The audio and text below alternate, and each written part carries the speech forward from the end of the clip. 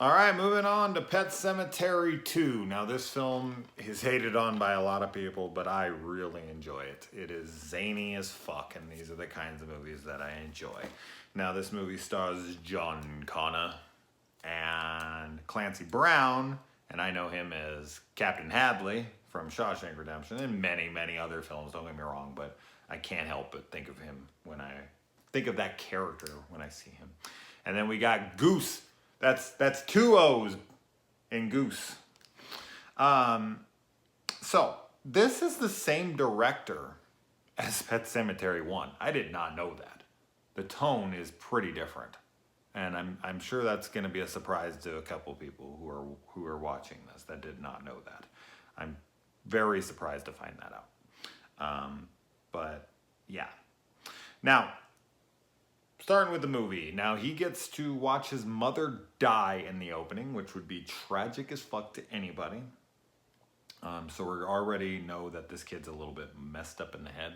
I like that when he meets Clancy Brown, like his first thing he tells him is basically, I used to bang your mom. He's like, we used to be sweethearts back in the day. But whatever. It's like, really? My mom just died and your first thing you want to mention to me is that you banged her. But we find out this guy's a piece of shit. He is an asshole stepfather, and I can relate to that heavily.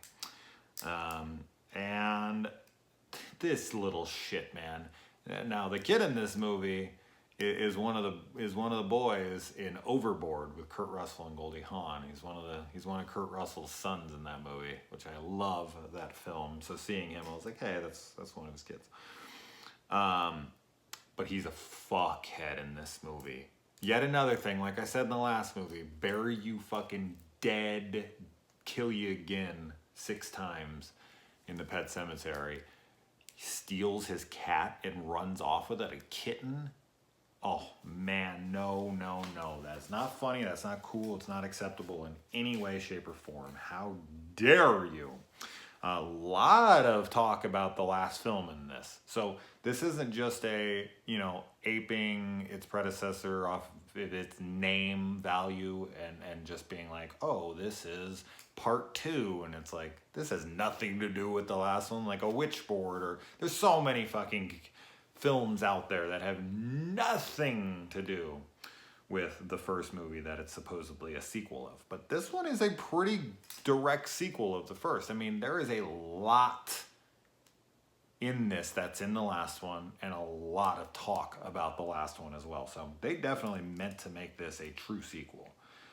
They didn't bring anyone back because everyone was dead from the first one, so you couldn't. So you had to bring in something different. And I like that they changed it up, There was a lot of changes made here. They didn't just make the same film. It wasn't just some happy family and shit went wrong to them. Like the people in the first movie that got buried were good people. They were an innocent child and a loving wife and a woman who had seen a lot of grief in her life. And there was a lot of things in this movie that, like, every one of the characters basically that were buried in the Pet Sematary were bad people, except for the mother. But yeah, I mean, Clancy Brown's character, the bully kid, like, yeah, so I like that they changed that up. It was a completely different spin on it. And, my God, he shot his dog for barking. This is what I'm talking about. That's the moment when you're like, I want this guy dead and I want him fucking dead now. But telling you right now, Clancy Brown is the whole reason this movie's awesome. Like, his performance in this movie is so fucking over the top. He acts like a brain-dead zombie half the time. It's wonderful. It is over the top. And I can totally see why people think this is stupid or silly or whatever. But it's the right kind of zany for me. It's adult, but it's also kind of silly. It's just that right blend that I look for. I was noticing that Zowie is very similar to Zombie. Like if you turned the W upside down and threw a B in there. So I think that was on purpose. When they go to the Pet Sematary on Halloween, the bully kid sets up this elaborate prank where he has the kid's mom look-alike doll sliding down the zip line. How did he even know he was coming there? Maybe I missed that. Maybe they invited him or said something. I didn't see that. So he knew he was coming there, and he set it up and hit it right at that moment, and it just so happened to work. Like, come on. It works for a movie, but when you think about it at all, you're like, yeah, no. And as we said in the last review, it was fine. It was cool to find out that Ellie, in this one at least, I don't know if people will count it for the first one, but Ellie, the one kid who lived from the last one, ended up killing her grandparents and going into a mental institution. So that would further support what I was talking about, that the Pet Semetary has some influence over the minds or the actions or the events of certain things, because the Gage got killed supposedly by the Pet Semetary, whether it affected the truck driver that hit him or lured Gage out or was able to manipulate the kite to pull him into the road.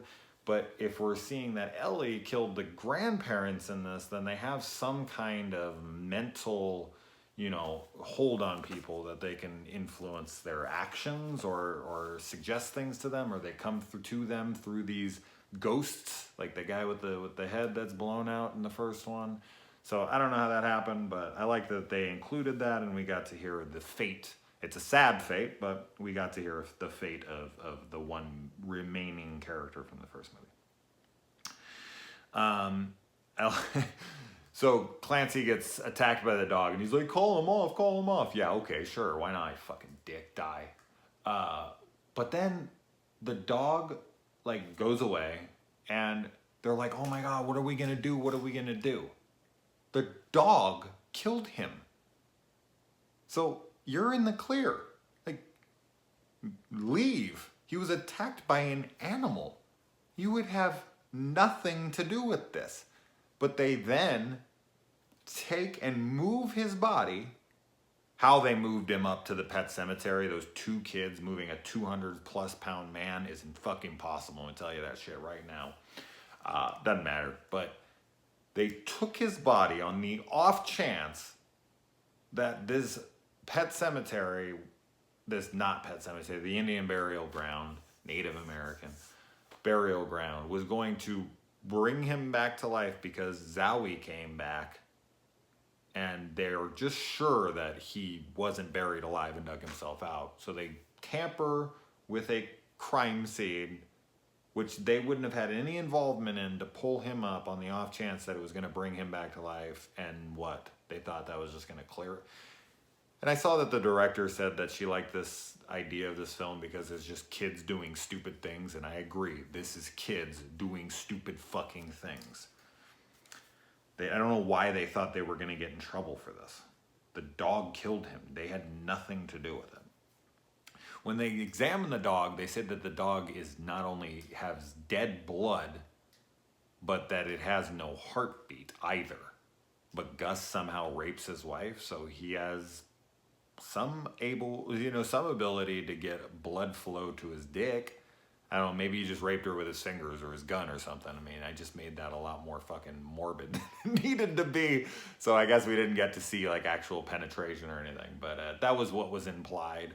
And I'm not sure I understand the logistics of the non-heartbeat things. But I guess vampires can get hard-ons, I would suppose, since they're such sexual and romantic creatures, and they have no heartbeat, right? So I guess maybe you just get to bypass that. We get to see a bunch of torn up kitties, which is horrible. Not a big fan of hurt animals like most people in movies.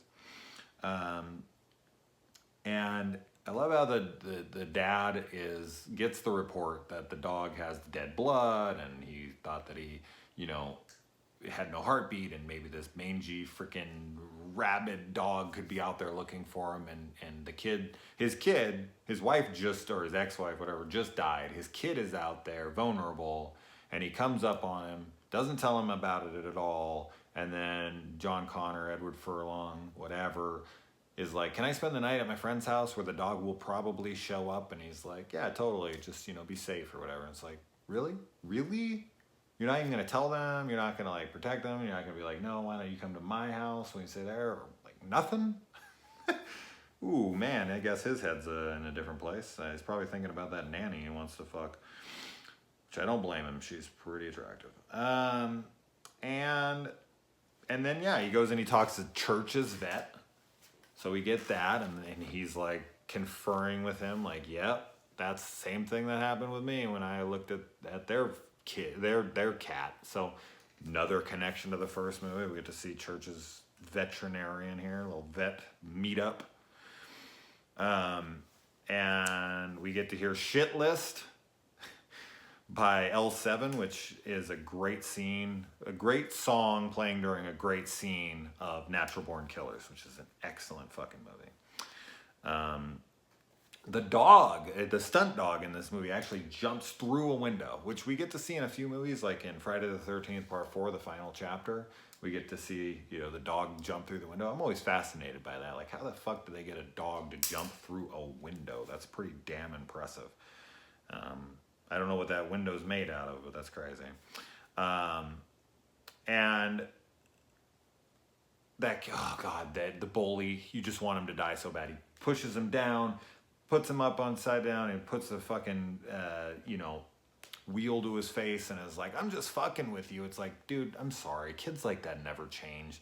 They need to go into prison for the rest of their life, so they need to fucking die. I'm sorry. They never change. But I do love that Clancy comes in and does the same thing with his motorcycle and rips his fucking face off. Amazing. I like that when Drew gets the chance to blow Clancy Brown's head off with a shotgun, even though it's not loaded, which he didn't know. He's a young kid. He took the shot. He didn't hesitate. He held it there. He aimed it and boom, pulled the trigger. Fuck yeah, Drew. Good for you.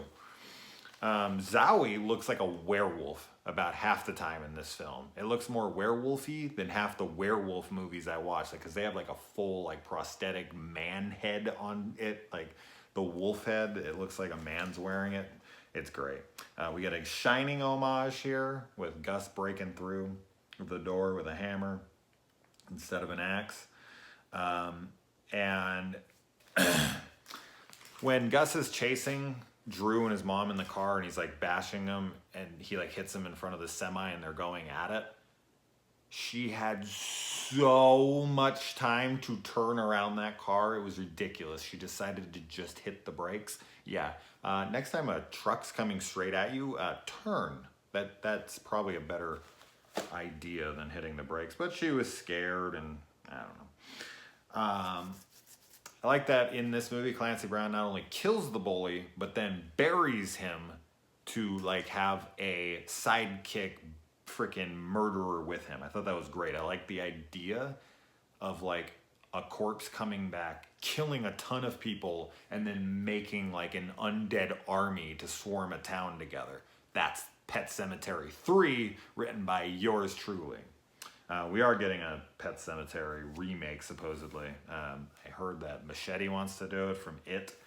If that's true, cool. I'll definitely check it out. And yeah, so I love when he's like, why did you dig up my wife? And he's like, because I wanted to fuck her. Oh my God, it's such an evil, mean, horrible thing to say. Like, I dug up your dead wife and buried her out in an Indian burial ground so she could come back from the dead so that I could fuck her. Oh man, so good. I love Gus's house when they walk in. He has just turned that place into a freaking, like, it looks crazy inside there. Oh my God, how much change has happened. It looks like a fucking 7th layer of hell. It's great. And another great line is when he's holding Goose down and he's got the drill and he's like, he puts it up to his head and he's like, no brain, no pain, think about it. Good line, good line. A line that would never get any attention or credit. I love that when he kills Gus, he shoots him once with the gun that has no bullets in it, but it has a bullet, I guess. He must have put one in, I don't know, I must have missed it. But shoots Gus, and then we hear him reload. It's outside the house when we see it. It's like off screen, but we hear him like reload and then shoot Gus like 4 more times. I love that he just like is like, no, I'm making sure So that was great. And yeah, the mom comes back perfect looking. Now the bully, he comes back and he's all mutilated. The mom, while electrocuted, she did burn her whole face up, but she has no burns on her in this. So and she was buried months ago. Like it's been a while since she's been dead. So she'd been rotting and everything. So she gets buried and she's fine coming back. She looks beautiful, and then the other people look exactly the same. Like they have all the same wounds. The bully kid's face is ripped up. Clancy Brown has the wound in his neck and it's like filling with pus, so it's getting infected, so he has living tissue. Whatever, doesn't matter. But I just thought that was very odd and kind of inconsistent. I don't understand why some people look fine and some people don't. And there's a rock score to this, which you don't hear a lot, except for in stuff like, you know, freaking John Carpenter's Ghosts of Mars. I like it. It kind of fits the movie. We get another Halloween 6 electrocution head explosion, except for we don't actually get to see the head explode close on. It's kind of done off screen, which is lame. They should have shown it. I wonder if that was cut. We get a dead is better line reference here from the mom, and she's trying to talk him into staying with her so that they can die together. And she's like, no, dead is better, come with me. So I like that they used the line, but they flipped it and they used it in a different context for a completely different meaning. And I really liked that they did that. And at the very, very end, I like her face melting. That looked good. And then at the very, very end, during the credits, we get this like silhouette shot where it's like a circular picture frame, and it shows like the dead, every person who died in the movie's picture. I don't know if that's just showing us how many people died. That's the first movie I think I've ever seen where we get like a kill count at the end of a horror movie, where it's like, they died, like 11 people. Like you could count them out, all the people that died in this movie. So that was interesting. But they like showed Clancy Brown and Overboard Kid, the bully, at the end. And I was like, am I supposed to, because they're like smiling and whatever. I'm like, am I supposed to care for these people? I'm fucking glad they're dead. And I'm glad they get to see them die again. So I don't know. But I'll tell you, man, Zowie, who didn't deserve shit, wasn't in that picture frame thing. What the hell? Okay? He deserved to be up there, not the other assholes. And both movies end with a Misfits song, which I'm guessing with the rock soundtrack and the same person directing both, that she's a big rock fan. And that's why we have that. So, all right, guys, Pet Semetary, done. Marty, I hope you enjoyed it. I got to it as soon as I could, buddy. All right. And next up, I've got Slasher Sunday, which I've watched a couple days early, so I won't be posting that till Sunday, but I'm sure if you guys can think about it for 2 seconds, you can figure out what movie that will be, seeing what day it is. All right, guys.